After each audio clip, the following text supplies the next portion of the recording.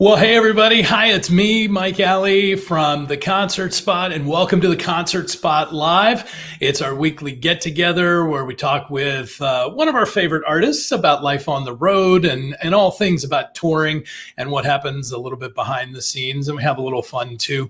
Concert Spot, we're part of 48 Live, a concert company that promotes shows across the country, and we would love for you to be a part of what we're doing. So you can go on all of our socials. We're at The Concert Spot everywhere. So Facebook, Instagram, Twitter, you can find us there. And our website is theconcertspot.com. And that's where you can find all the shows. You can find back editions of the Concert Spot Live. We have them posted there. You can also head over to our Insiders page and sign up to become an insider. That gets you emails, that gets you things like pre-sale passwords and other cool special surprises throughout the year. So hope you'll head on over and be a part of that. I'm really excited about our guest today. Amazing singer, songwriter, and just recently, new papa. Would you welcome to the show, Ryan Stevenson? Hey, Ryan. What's up, brother? Thank you for having me today. You doing okay? Do we need to staying awake? Yeah, I'm good. It's some of these nights get a little bit long with the 1.5 hour to 2.5 hour windows of sleep here and there. So adjusting to the newborn life again I forgot how we haven't had babies in a long time. So I forgot what it was like. Well, let's talk about that. Tell us about the new little one, because that's definitely. I mean, look, if you have to be off the road, might as well be for a good cause, right? Yeah, totally. And I mean, it's so weird, man. We didn't plan it this way. In fact, we were obviously this was a surprise. We have two kids already. We have a 7-year-old and a 9-year-old, two boys. There they are. And oh yeah. But then we found out that we were pregnant with a girl 7 years later. So kind of starting all over. We've obviously been out of the baby phase for a long time, but we have jumped back in with both feet. And our daughter, her name is Birdie, and she's 2 weeks old yesterday. So she's just awesome. Her and Mama are just both doing great, recovering, growing. It's just such a sweet moment. And, now that we're not touring and we've kind of been on shutdown through the, pandemic and all this, I mean, it's actually been a really sweet, important moment for me to be home. And I probably wouldn't have done it had I not been forced to. So I've actually really gotten to enjoy just my family a lot, particularly our new daughter right now. Yeah, the folks that we've been talking to since we started this, of course, has all been during the time of the quarantines and the shutdowns and no one being on the road, and I'm guessing it's the same with you, that this is literally the most time ever since you started touring that you've ever been home. Yeah, absolutely. I mean, I've been on the road going on 9 years. So that better part of a decade. I've been touring all year, and I haven't had a window of time like this. This is the most I've been home in almost 10 years. So I didn't know how bad I needed it until we're in it. And man, it's just it's been refreshing. It's been a minute to breathe, and it's kind of been a cool perspective shifter a little bit, kind of just been a moment to refresh and realize what's important, and realize that maybe I don't need to just spin my wheels all year, every year after year, but maybe be a little more strategic about what I do and where I'm going and my time and my family, Ryan, now talk about a little bit when you say that, being more strategic. That also, part of that is where you're at a point of your career. Mm-hmm. Because there is a point, especially when you're at the beginning, that it's kind of, I'm taking any show I can, any place I can, anytime. Yeah. Where is that now for you? Where do you feel like you can do right now? That's a great question. I mean, obviously, I agree with what you're saying. When you first start out, I'll take anything and everything. I mean, I never said no ever. And I still rarely, like, I would just, because of who I am and what it took me to get into all this and just my journey and, uh, you know, the nature of what it's been like for me to get into Christian music and full-time touring and making music as a living, you know, I'm just, I just have a different perspective. Like nothing was given to me. Nothing. The red carpet was not rolled out for me to be here. I mean, I really have been blessed through a lot of amazing people and a lot of hard work and a lot of sacrifice to be here. And a lot of that entailed just doing things that a lot of other people said no to, and a lot showing up where a lot of other people wouldn't have showed up. So I would say that's just kind of my motto in life. Like I don't ever want to be too big, too successful, too important, or put myself on a pedestal or be on my high horse and say no to things, because it's so hard for me to say no to opportunity because I'm still in that mode of, you know, early on you're in that mode of obtaining success.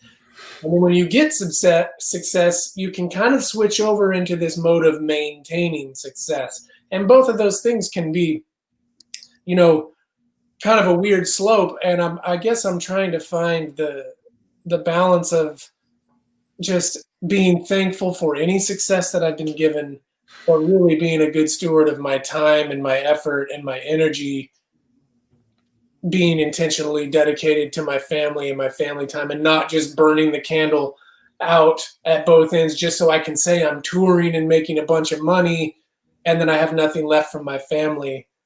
My heart really is to be able to provide well and to be with my family as much as I can.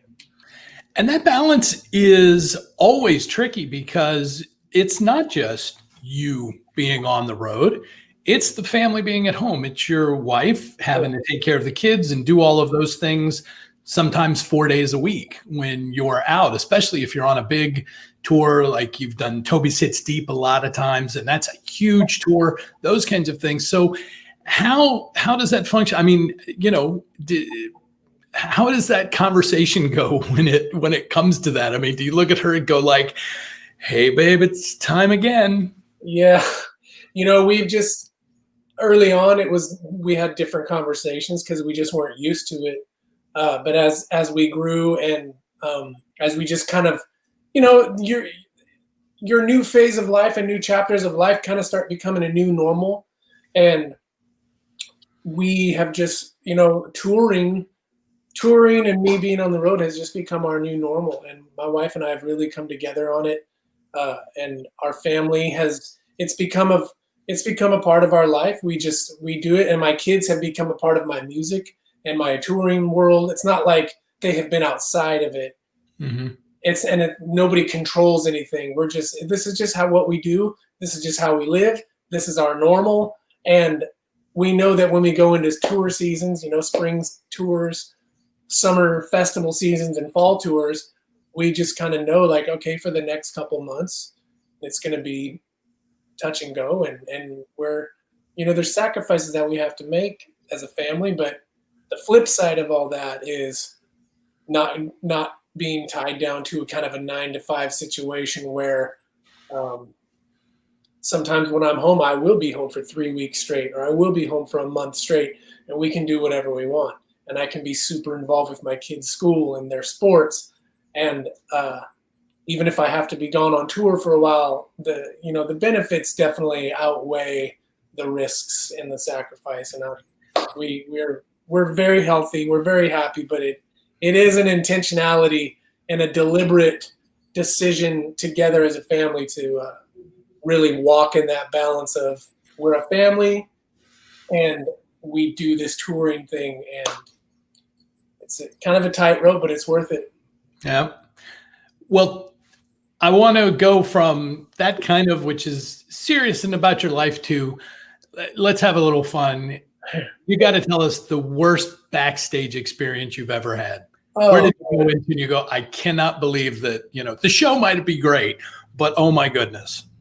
You know, I mean, there's so many of those things, but okay, I was going to say no names or places, just general. I would say probably one of the most embarrassing things that happened to me was I was on tour with Toby, and his guitar player is a guy named Tim, and he's one of my dearest friends, man. Those guys are like my family. You know, I've been touring with him for 8 years, kind of come up underneath Toby and the Diver City Band. And I was standing backstage getting ready to go on stage, and Tim came up to me, and I was wearing a button-down shirt with a tie. And it was dark backstage, and he was like, he kept hanging on to my shirt like this, like, and he was pulling me in close, like he was trying to tell me something. And I kept listening because the music was loud, and I'm like, yeah. And he kept giving me all this wisdom, you know, like, buddy, you're doing so great. And I didn't know that all the while he was unbuttoning my shirt. Oh, no. So, and I didn't know it, so I just run out on stage to sing Speak Life with Toby. And I run out on stage, and my shirt is just like wide open with a tie hanging, bare chest, bare tummy. He had totally unbuttoned my shirt in the dark, and I didn't know it. So that one got me pretty good. I was gonna say, yeah, I'm sure Toby was thrilled too. Like, well, hey, running up to me. For a word, man, it's crazy. So what's the worst thing about living on a bus? What's the worst thing about bus life for you? I would say I'm so tall, and the bunks in the bus pretty much stop at about 5'11". I think the bunks are 6 feet, and so I'm 6'4". So every time I crawl in my bunk, I'm always having to like kind of turn sideways or sleep. I can never really ever just stretch out and really stretch my body out. So I think either the toilet situation, you're not allowed to go number 2 on the bus. Right. That's the number one rule. That's the number one rule, is no number 2s on the bus, which can be a slippery slope for some people. And when you're on a bus in the middle of the night and something hits you, you could be in trouble. And the beds, you know, I sleep pretty good on the bus, and it's actually really peaceful, just feeling the road and hearing the engine. But being a taller guy, it's hard to stretch out and just really get comfortable. Now, are you picky about your bunk space? For those that don't know, normal buses, you have, 9 to 12 spaces, and there's 3 in a row. So think bunk beds kind of, but the bottom one is literally at the floor, like where people are walking. There's the middle, and then the one on the top you kind of have to crawl up into. So do you have a preferred bunk area? Yeah, I always want a middle bunk. I don't mind if in a pinch, if I have to sleep on the bottom one, that's fine. I just had a horrible experience one time. I rolled out of my bed. I was sleeping on the top bunk one night, and I rolled out and fell onto my head and neck and the side of my face onto a newly tiled bunk hallway floor. And I thought I broke my neck, but I was still so asleep, and it just crashed onto the floor. That's a 4 or 5 foot drop out of a bed to land on linoleum or, hard graphite tile. And so I don't like to sleep on the top bunk anymore. Okay. No top bunk. Even though, it's been interesting. I have had the pleasure once or twice to be on a bus during a tour, and I have either been on the bottom or in the middle, because I just looked at people and I said, you do not want my foot coming into your bunk if I try to climb up to the top level. And it always seems like they tend to put the shortest stature people up there. And I think it's literally just because of the climbing to get up in here. Totally. Yep. When you get to a venue, you get to a place you haven't been before, do you have a routine? Do you walk around the place first? Do you go find your dressing room? What is your kind of backstage routine? I'm jumping off the bus, and what happens? Yeah, I pretty much do the same thing. Get up, roll out of my bunk, go in the venue, go to catering, grab a cup of coffee, sit there, maybe just read for a little bit, maybe drink another cup of coffee, and then I help my guys load in, the merch stuff and the gear for the day, and then I put my earbuds in, I listen to a sermon, and I walk laps for an hour around the concourse and get some steps in. So are you a Fitbit guy? Is that what we're? No, I just have the old Apple Watch and okay. Track your steps on there. So you're just like 20,000 steps a day. Oh my god! I mean, is that your goal? Yeah. I try to get like 20,000. I mean, if I come in at 15, that's fine. But I try to just stay moving. And it's easy to not do that on tour when you can just sit around all day if you want. Right, and especially it's one thing, if you're at a church, those big arenas though, I mean, sometimes to just get from one side to the other. Yeah, there's a lot of walking. Yep. There's a lot of walking. You're not intentional about going to walk. You still are going to be walking just to get around the place. Hey, Ryan, I do want to mention you got a couple of folks online. Just wanted to say hi. So Bessa, I guess that's how you say it. I hope I'm not murdering it. So Bessa wanted to say hi. So Bessa, thank you so much. And Madeline met you on the K-Love cruise back this year. So that brings up a thing. Madeline said this. We talk a lot about touring and staging and all of that, but what's it like playing on a boat? I mean, I love it. I love going on the cruises. I would say like most of the time you don't even really realize you're on one until the last 2 cruises that I was on. We had really bad weather the night that I played, and I was literally like losing my balance, and I mean the boat was really swaying during our set, and I mean stuff was falling around. People were getting sick. It was pretty wild. So I love it. I love being out there, and it's actually just kind of fun when you have to try to keep your balance and stand up straight during your show. Oh my goodness. I've been twice now on, cruises with music, and one was so most of the time you can't even tell. Yeah. But the second one, there were a couple of nights where even just sitting in the audience, you're kind of going, wow. Yeah. I mean, I didn't get seasick, but I was feeling for the band to kind of hold that together, especially when you're standing there trying to focus on I'm supposed to move over here. I'm supposed to do this, and whoa, now I'm sliding.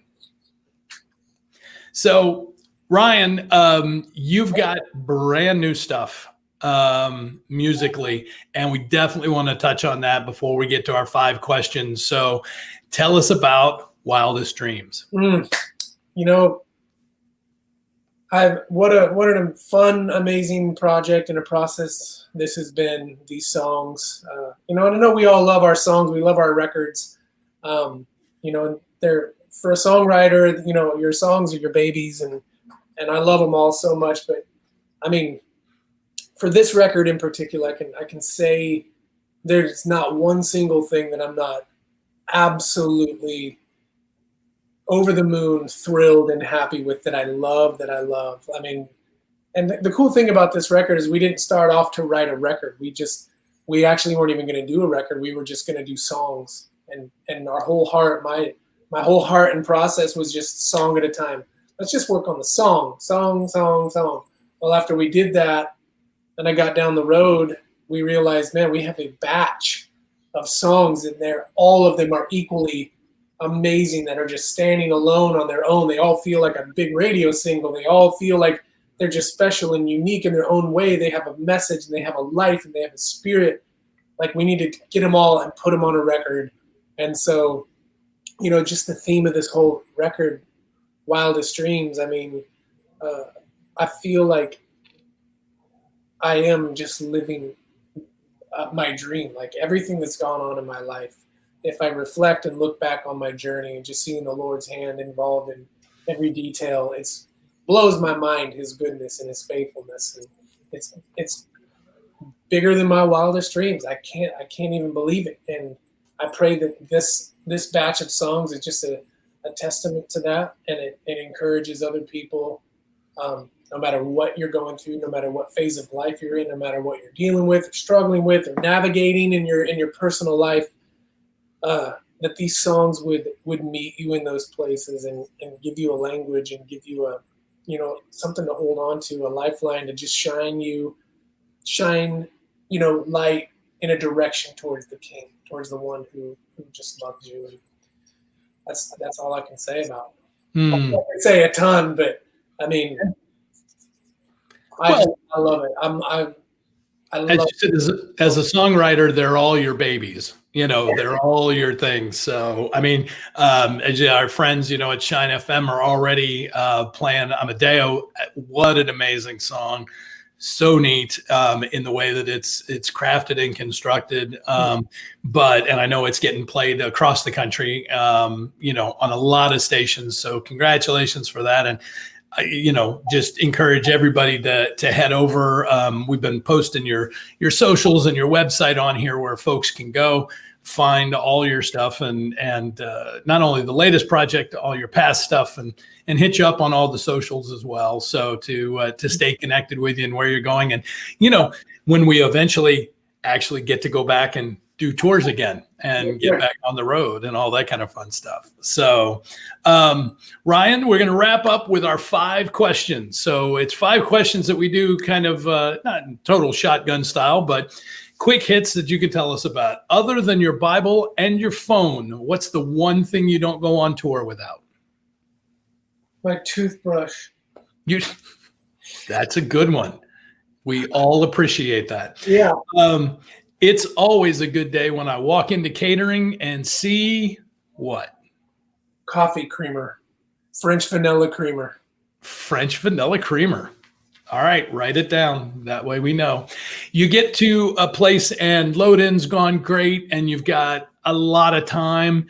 You get a chance to leave the venue. What's your favorite offsite activity when you're in another town? Go find a hot yoga studio and do some stretching and yoga poses.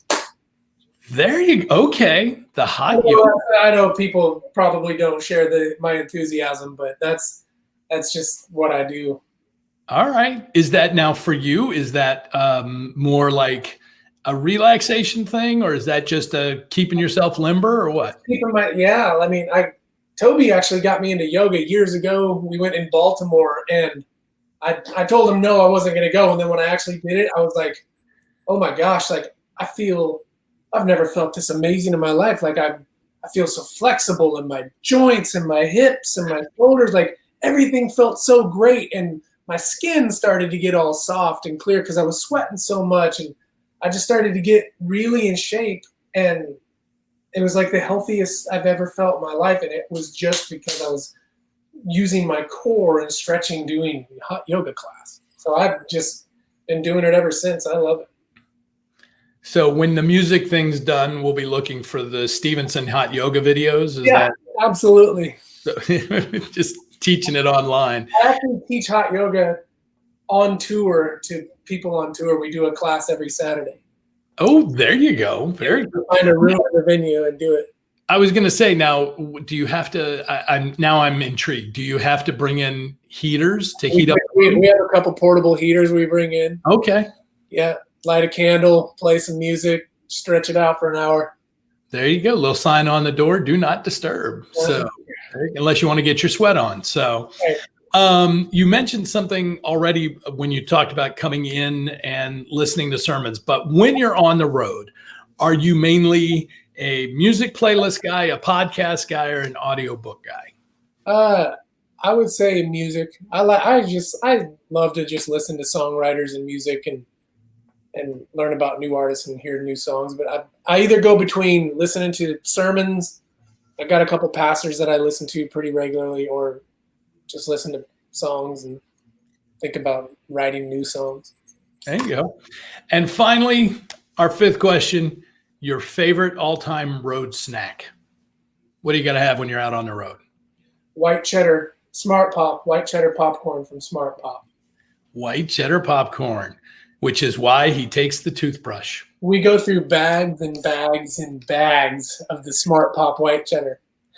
That's it. There you go. Well, now we know. So, hey, Ryan, thank you so much for taking your time today and being part of this, especially, again, congratulations on Birdie, the new baby, and just, give our love to your family. And man, we just can't wait till this is a little more done and we get to see everybody back out on the road again. Yes, sir. Thank you for having me. You got it. Well, hey, everybody. So that's it for this edition of the Concert Spot Live.